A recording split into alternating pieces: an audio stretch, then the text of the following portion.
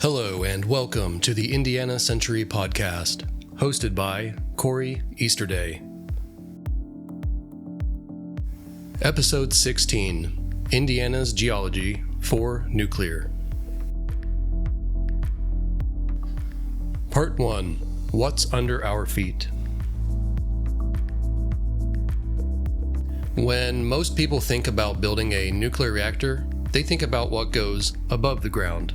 The containment dome, the cooling towers, the control room, the security fence, all the stuff that you can see. But the most important part of a nuclear plant might be the stuff that you can't see, the ground underneath it. The rock, the water, the geology that has been sitting there for millions of years, waiting for someone to ask the right questions. So, where can you put a reactor safely? Not just where the grid connection is convenient or where the workforce lives. You need to find a place where the ground will not shake apart in an earthquake, where the water will not corrode your pipes, where the foundation will not sink or shift over 60 years of operation. And then there's the other question, the one that everyone asks. What about the waste? Where does it go? How do we make sure it stays safe for hundreds of thousands of years? These are not political questions. They are geological questions. And Indiana has better answers than most people realize.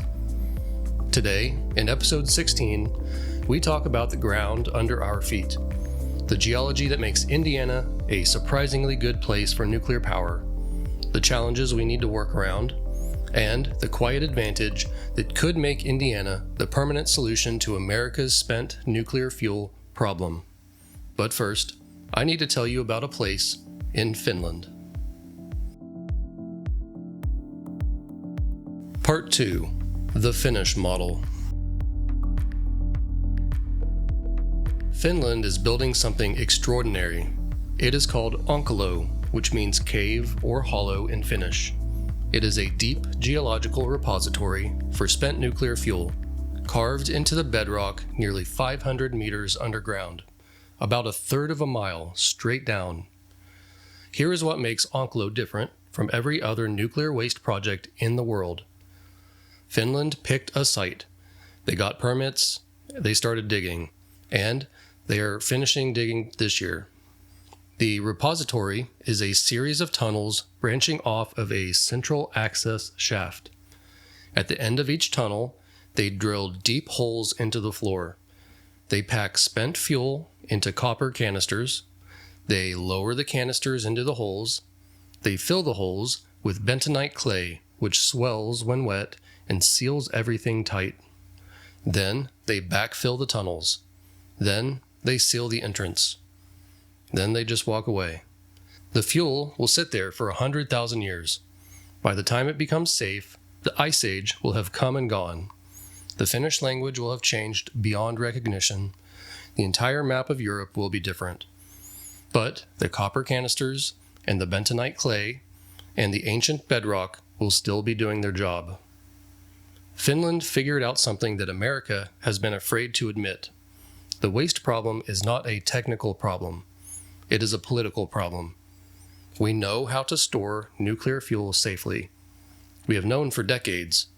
What we do not have is the political will to pick a site and start digging. Indiana could change that. Part 3, the waste problem. Before we talk about where waste should go, we need to understand what waste actually is. The spent fuel from a nuclear reactor is not glowing green liquid. It is not bubbling sludge. It is a ceramic solid. Uranium dioxide pellets, about the size of a pencil eraser, stacked inside metal fuel rods. These rods are bundled together, and then the whole assembly weighs about half a ton. After about 5 years in the reactor, the fuel becomes less efficient. Too many fission products have built up, absorbing neutrons that should be splitting more uranium atoms. So, the reactor is shut down, the fuel is removed, and it goes into a cooling pool. These pools are about 40 feet deep, with water circulating to remove the decay heat. After 5 to 10 years in the pool, the fuel is cool enough to move into dry casks. These are giant concrete and steel cylinders, each one holding about 10 tons of spent fuel. The casks sit on concrete pads. They are monitored 24/7, they are guarded, and they are safe. That is where most of America's spent fuel is right now, sitting in dry casks at 79 reactor sites across the country, including at plants that have already been decommissioned. 95,000 tons of it. More is being added every year. So here's the problem. The federal government promised to take this fuel starting in 1998. They broke that promise. They have been paying utilities billions of dollars in damages every year. The total liability by 2030 will be about $62 billion. The Department of Energy is paying $600 to $800 million every single year just for failing to do what they said that they would do. But that's where the opportunity comes in. The government needs a place to put this fuel. They have the money to pay for it. They have the legal authority to compel states to accept it. But they cannot force anyone. They need a volunteer. Indiana could be that volunteer. And here is the kicker. We do not just want to store the waste. We want to consume it. Right now, light water reactors use about 1% of the energy in uranium fuel. That's right, 1%. 99% remains as waste. It's not actually waste. It's still fuel. We just haven't built the reactors that can burn it yet. Indiana could be the first to build them.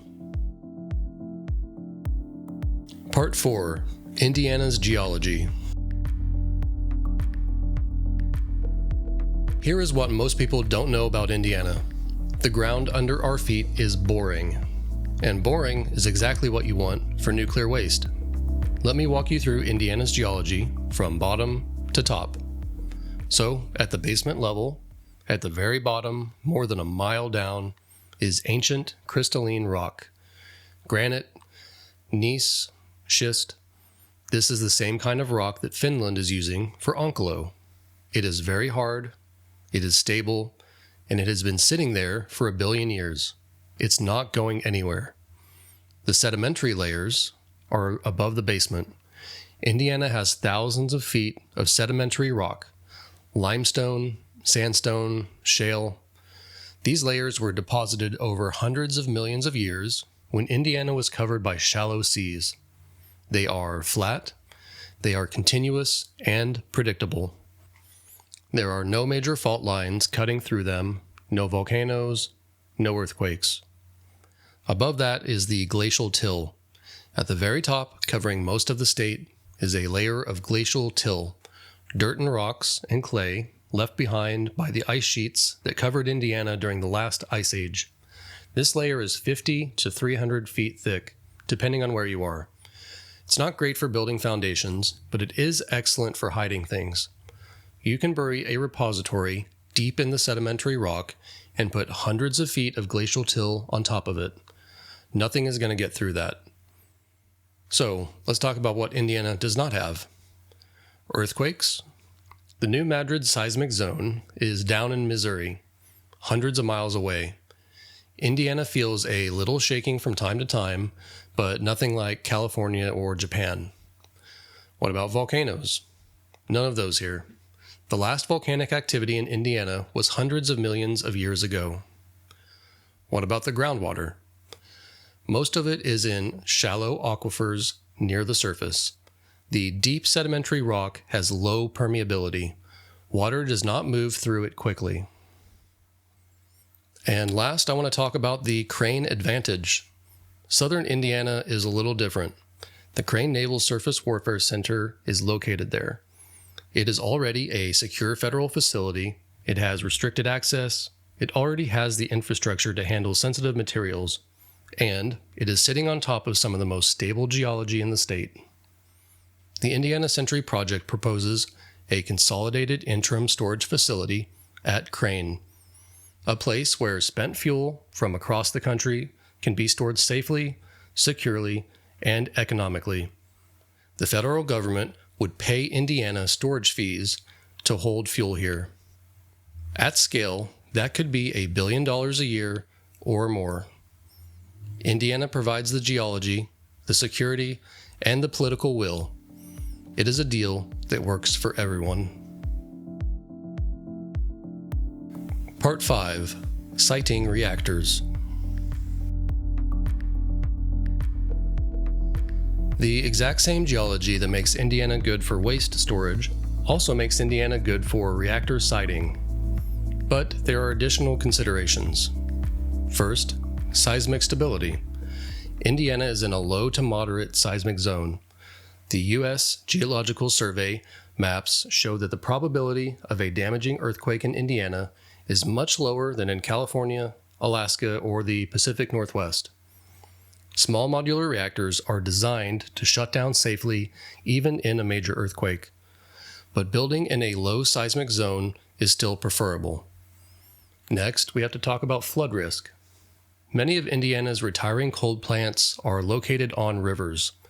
The Ohio River, Wabash, White River. These sites already have cooling water access. They already have grid connections, but they also have flood risk. The Fukushima accident was caused by a tsunami, but the lesson applies to any site. You need to know the worst-case flood scenario and build above it. Next, we'll talk about groundwater. Reactors need water for cooling, but they also need to protect groundwater from contamination. Indiana's deep sedimentary layers provide a natural barrier. Even if something went wrong, the geology would contain it, help make sure that it stays out of our drinking water. Next is proximity to population. Small modular reactors are designed to be safe enough to build near cities, but zoning and public acceptance are easier if you build on existing industrial sites.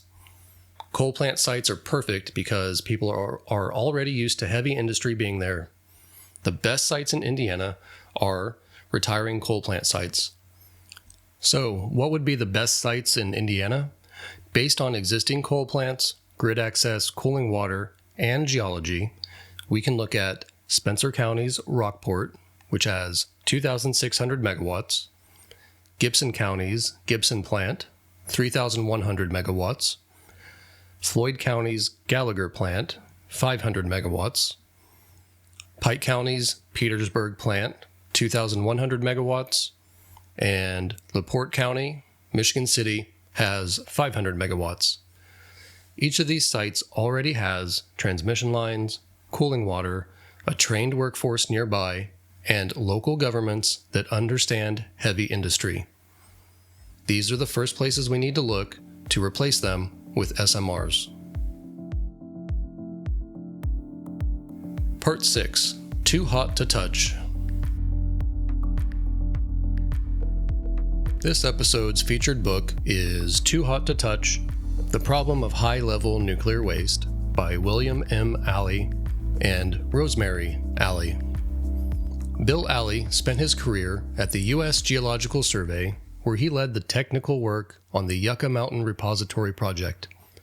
He knows the geology, the politics, and the history better than almost anyone. Rosemary Alley is a science writer who makes the technical details understandable. When the nuclear energy industry was launched in the 1950s, Robert Oppenheimer dismissed the waste problem as unimportant. Over a half-century later, the waste issue is as prominent as reactor safety in the international controversies surrounding nuclear power. It is particularly topical in the U.S. since the 2010 closure of the Yucca Mountain Repository Project. With no long-term plan in sight, high-level radioactive waste remains scattered across 121 sites in 39 states.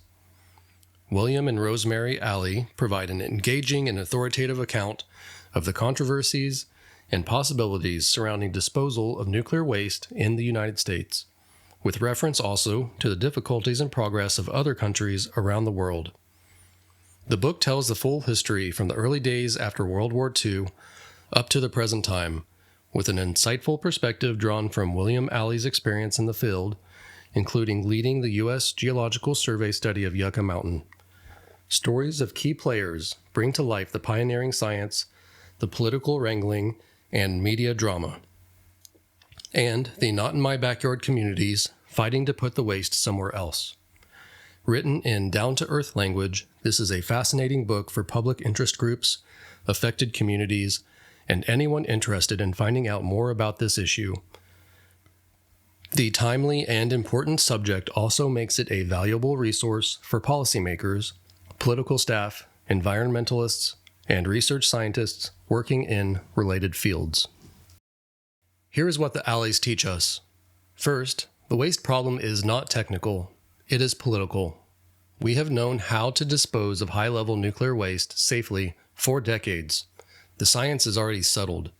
The engineering is proven. What we do not have is the political will to pick a site and start digging.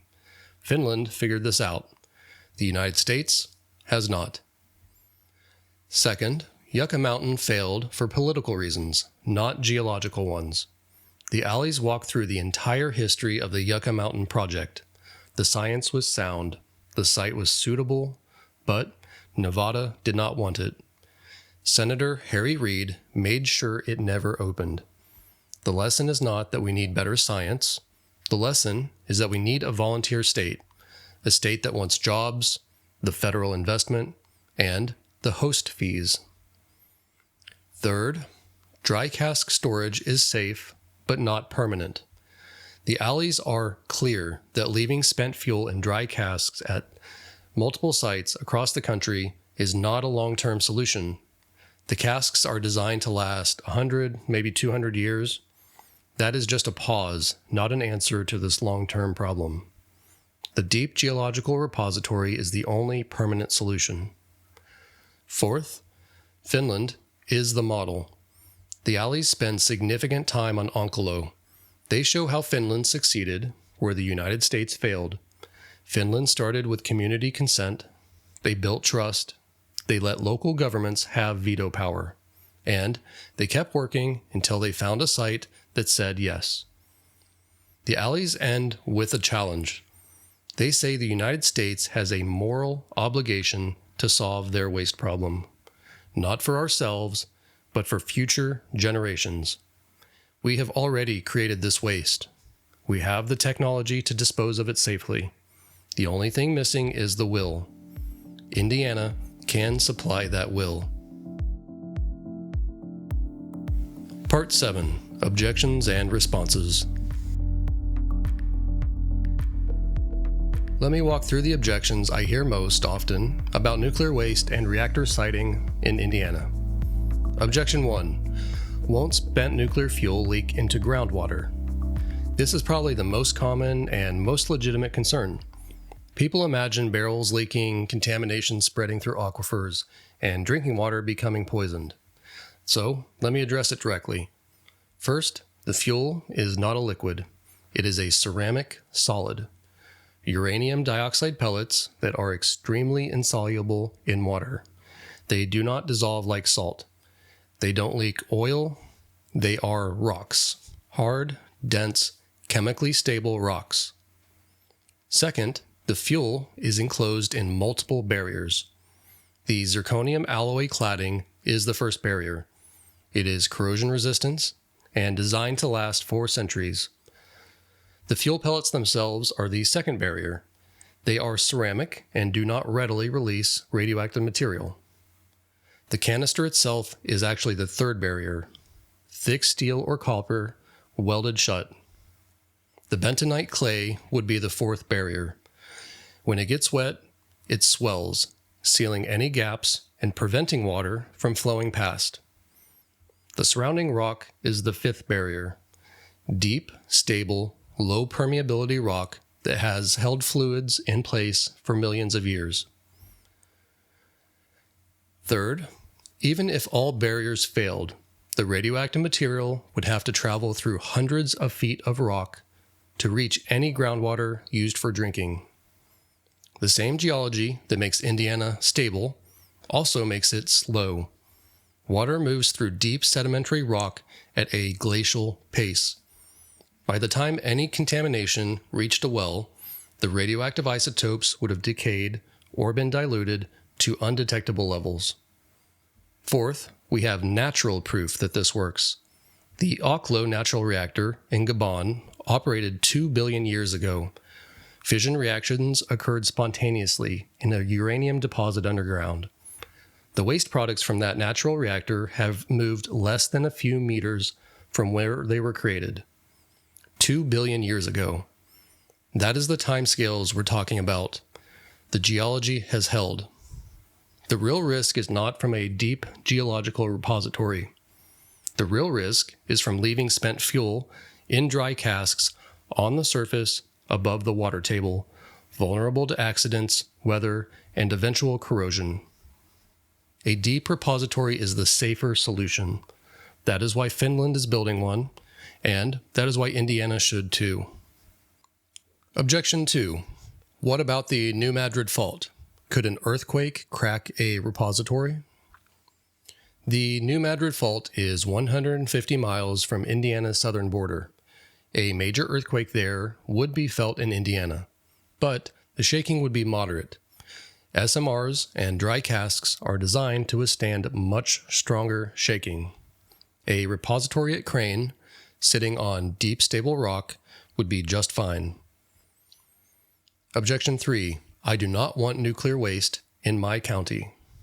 That is completely fair. No one wants to be the host. This is why we have host community fees. Storage fees at Crane could generate $1 billion a year or more. That money would go directly to property tax relief, schools, rural health clinics, and animal welfare. It turns NIMBY, not in my backyard, into welcome neighbor, and it is locked in by constitutional amendment. The legislature would not be able to take it away. Objection 4. Can we really trust geology to contain waste for 100,000 years? We trust geology every day. The oil and gas industry has been drilling into ancient rock formations for more than a century. Those formations have held oil and gas for hundreds of millions of years. If they can keep hydrocarbons trapped, they can keep nuclear waste trapped. The difference is that we are putting the waste there on purpose, not just hoping it stays. We can engineer the canisters, the clay, and the backfill to make sure that it does. Objection 5. Why not just keep waste where it is? Because the current system is temporary. Dry casks are safe, but they are not permanent. They require monitoring, maintenance, and security forever. A deep geological repository requires none of that. You seal it, and you walk away. It is the only permanent solution. And the federal government is already paying billions of dollars in damages because they promised a permanent solution and did not deliver. Indiana can solve that problem and get paid for it. Part 8. The Fast Reactor. Before we wrap up, I want to connect to something I mentioned in episode 14. The waste problem might not actually be permanent. Not if we build fast reactors. Fast reactors use high-energy neutrons to split atoms. They can consume spent nuclear fuel as fuel.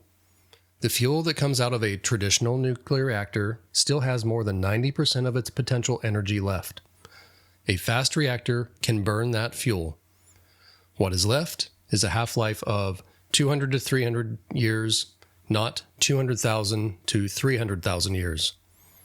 Just to put that into perspective, 300,000 years is about 12,000 generations. How are we going to plan for something for 12,000 generations? We really should just build the fast reactors.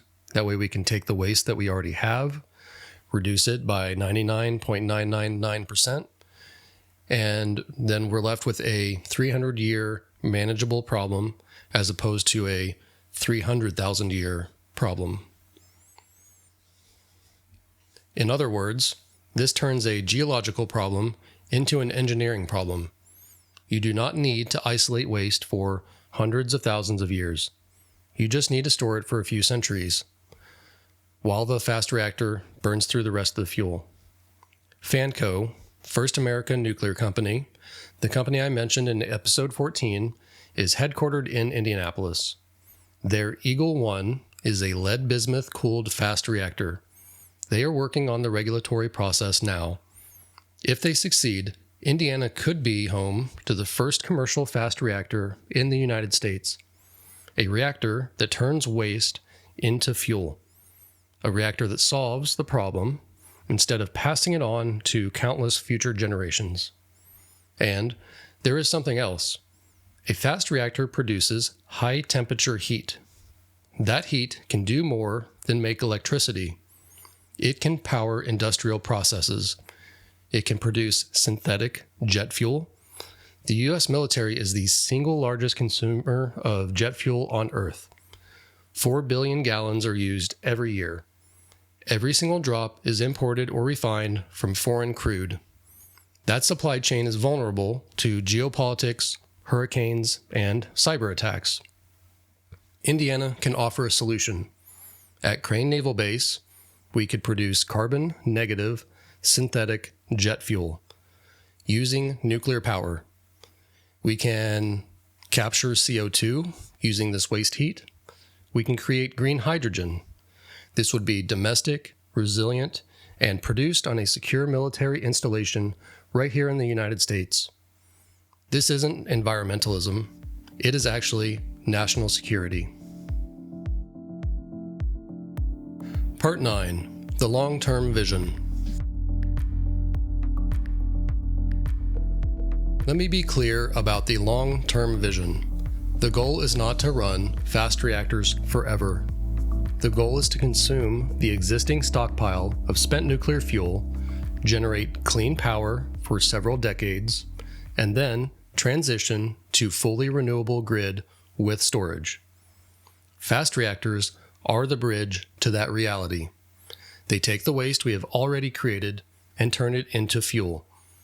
They generate carbon-free power while we build out solar, wind, geothermal, and storage. And when the spent fuel is gone, when the last cask is emptied, we just shut them down. No new uranium mining is required for this process. No new enrichment, just consumption of what we already dug out of the ground. This is the difference between extractive and circular. Traditional nuclear is extractive. Mine uranium, burn 1% of it, store the rest as waste. Fast reactors are circular. They consume what we already have. They turn a liability into an asset, and then they retire. The Indiana Century Project is not pro-nuclear forever.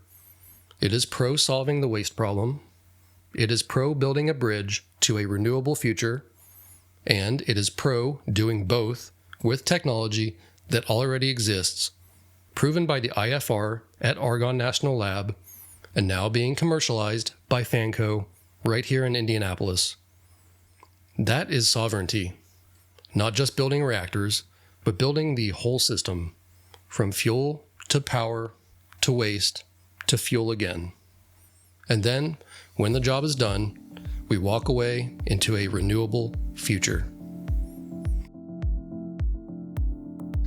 Part 10. Conclusion and Preview. This episode was about the ground under our feet. The quiet advantage Indiana does not know it has. Stable geology, low seismic risk, existing industrial sites, a federal facility at Crane that could host a permanent solution to America's waste problem. The waste problem is not a technical one. It is political. Finland proved that. They picked a site, they got permits, they started digging. They will be done soon. America has been debating for 40 years. Indiana can break the stalemate. And when fast reactors come online, the waste, which we have already generated, becomes fuel. The 300,000-year problem becomes a 300-year manageable project. Then renewables take over. That is the full vision. Consume what we have already mined, clean up what we've already created, then move on. The Allies wrote Too Hot to Touch to explain why America has failed to solve the waste problem. Their answer is simple. It is not the science, it is the politics. Finland succeeded because they found a willing community. The United States has not. Indiana can be that willing community. Next week, in episode 17, The Fuel Frontier. Where does nuclear fuel come from? How do we enrich uranium? What is HALEU and why does it matter? And can Indiana build a fuel fabrication facility that makes us independent from Russia and Chinese supply chains? Before we get there, I want you to think about something. The spent fuel sitting in dry casks all across the country is not waste. It is still fuel. We have just not built the reactors that can burn it yet. When we do, the problem becomes the solution. And the solution comes with a national security bonus. Domestic, carbon-negative jet fuel for the U.S. military. I'm Kory. This is the Indiana Century Podcast. And remember, sovereignty isn't given, it is built.